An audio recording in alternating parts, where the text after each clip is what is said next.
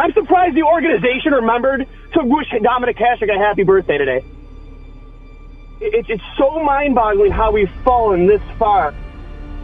I need an owner who's going to answer to the fans when they misspell names on jerseys and have Chinese knockoffs on alumni. Like, what is going on? Like, what are we doing? I've dedicated my life to hockey because of this team.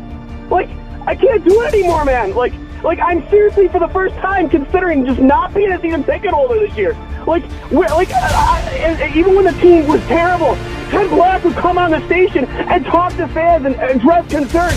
I don't need I don't need a damn camera in front of Terry Pagula every single day, but address our concerns. Be there when you screw up. Answer for the mistakes. Be accountable. Like, what the hell is going on? Like, what is it? I'm sick of it. Attempt to get it deep. He still backed that up with some good play. Here's Gerby, a shot.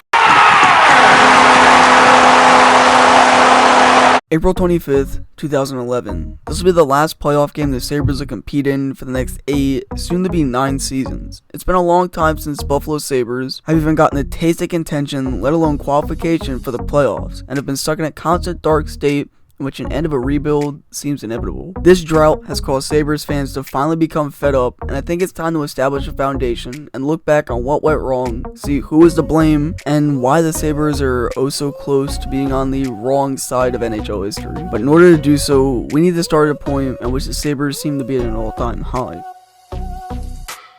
At this point, the Sabres look poised to finally get back to greatness. Under coach Lindy Ruff, the Sabres are able to take part in back-to-back Eastern Conference Finals. They're able to do so due to Ruff's coaching style, the stability within the lineup, and stellar performance of netminder Ryan Miller. Although failing to move past that point, the Sabres finally looked as if they were a few pieces away from getting over the hump. However, what looked promising on the outside was actually hollow and dark on the inside. While the team was performing on the ice, the front office was looking for a new owner to purchase the franchise, one that was willing to bring the Sabres success, and they keep them in Buffalo. On February 3rd, 2011, it was officially announced that Terry Pagula will become the new owner of the franchise. The Sabres have finished 3rd in their division and 7th overall in the East, playing the Philadelphia Flyers for what seemed to be the millionth time in 4 years. Buffalo had a 3-2 series lead at home, and all they had to do was end it in overtime. But after Chris Pronger would bury it behind Miller, the Sabres would completely fold in Game 7, thus losing the series, making it the last time this team participated in postseason play and the turning point of Sabres hockey. Pagula would immediately focus on improving the interior design on the arena. The locker rooms would receive a multi-million-dollar upgrade along with new designs and paint jobs throughout the arena. However, despite the upgrade stadium-wise, the team wouldn't really receive any upgrades themselves. Besides getting former Flyer Billy Lino, the Sabres didn't make any flashy moves, and this would end up hurting them. After injuries plagued the season, the Sabres would end up 3 points shy of making the playoffs. A lockout would occur the following season, and the Sabres would use that time in camp to pair up first-round pick Grigorenko with newly acquired Steve Ott and Lino. This move would prove to be costly, as it would immediately rush Grigorenko into the NHL, send him down to the QMJHL, then right back up to the NHL again. A classic example of poor development. After a 6-10-1 start, longtime Sabres coach Lindy Ruff would get fired. This move would begin a domino effect that would eventually cause the demise of the franchise. Although performing better under interim coach Rolison, the Sabres would allow the most shorthanded goals in the NHL and become eliminated from playoff contention. This was truly the turning point that would cause a complete collapse.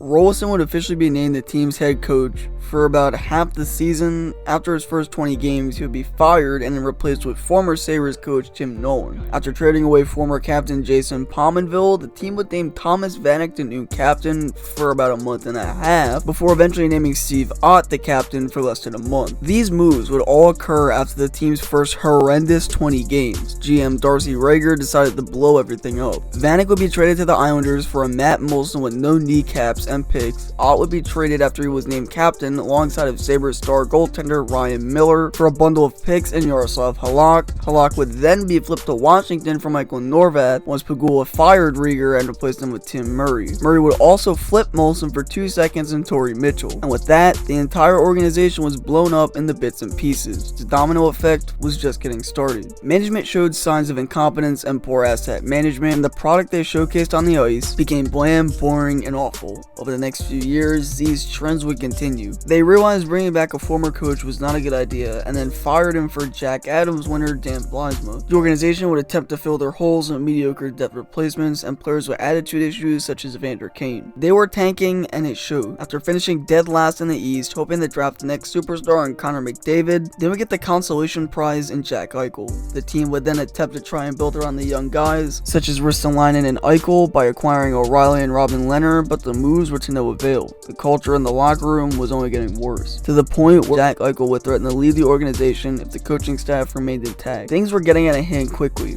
Per request, Bylsma would get fired and replaced with Phil Housley. GM Tim Murray was fired and replaced with Bothrell, and the team would attempt to once again build up a competitive team, but failed again. The trend just continued again and again. Evander Kane would get traded to San Jose only to become a star, and the team would recently trade Ryan O'Reilly per request for players that wouldn't even crack the roster. O'Reilly's reasoning for the move: he wasn't having fun playing the game that he loved. O'Reilly would then go on to win the cup that year, and Lehner would leave in free agency, becoming nominated for the Vezina Trophy, thus leaving the Sabres with nothing but scraps and no help for their young star Jack Eichel.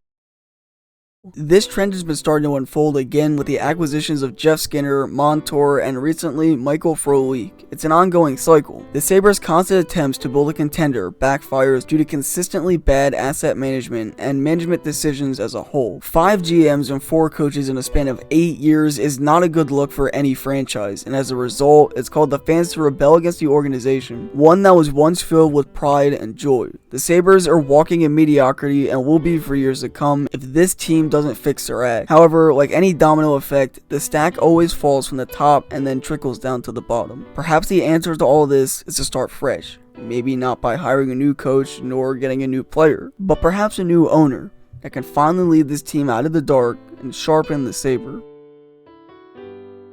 My first jersey was Pat LaFontaine. I idolized Dominik Hasek. I played goalie because of Dominik Hasek. I work for Hasek's Foundation now as a coach, and my life in hockey has been started because of Sabres hockey.